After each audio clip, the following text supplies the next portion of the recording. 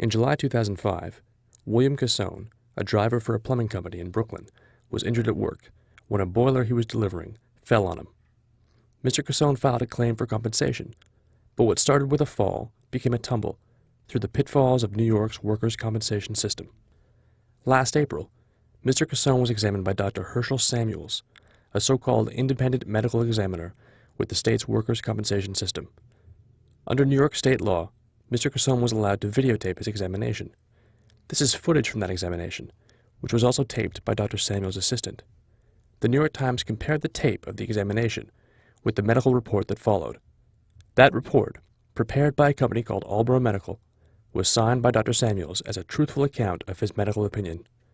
But as this tape shows, the report contradicts the doctor's own key findings about Mr. Cassone's condition.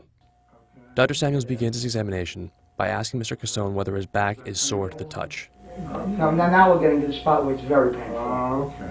There and a little lower. All right. That's about T12 here. And All right. that hurts. However, on page 2 of the report that Dr. Samuels signed, the text reads, quote, "There is no tenderness to palpation over inferior angle or over the spinous process from T1 through T12.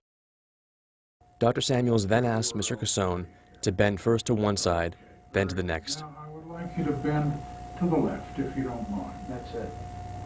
Stop when you That's as far as I'm going. Okay, that's about 15 degrees. Go to the right.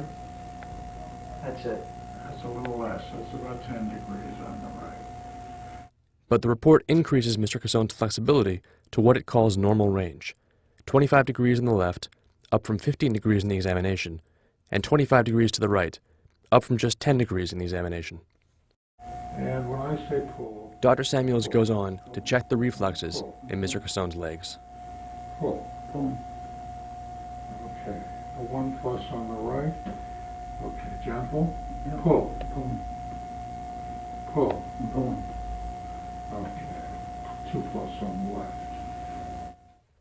But on page 3, the report claims reflexes on both legs to be 2+, more than the 1+ that Dr. Samuels dictates for the right leg during the examination.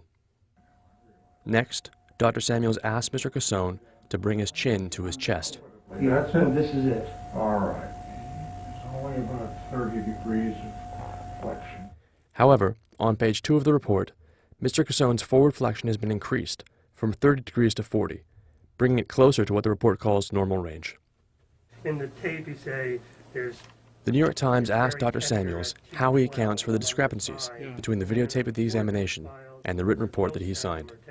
I have no idea how these errors get because I have about 10, no part whatsoever in transporting what I see into the report. So what do you think happened? I have no idea. Somebody goofed. There were a lot of goofs. I mean, I'm like, sure there were a lot of goofs. It had a big effect on the I'm not case. surprised. It prevented him from getting benefits. That's correct. You measure things, you call out numbers, Yeah. nothing gets written down, the person leaves, then you sit down or she sits down and writes in the numbers Yeah. from memory. Yeah. How can you be sure you're remembering the right numbers after they've left? Not easy. Are you sure you're putting down the right numbers? I'm not sure of anything after this conversation. So I'm wondering, why not write them down while you're calling them out? Yeah.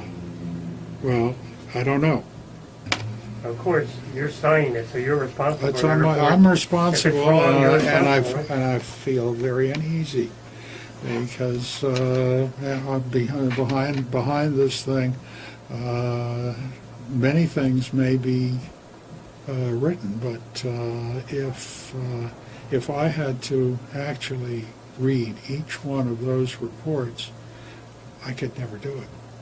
Did you think people at Old Borough changed your numbers?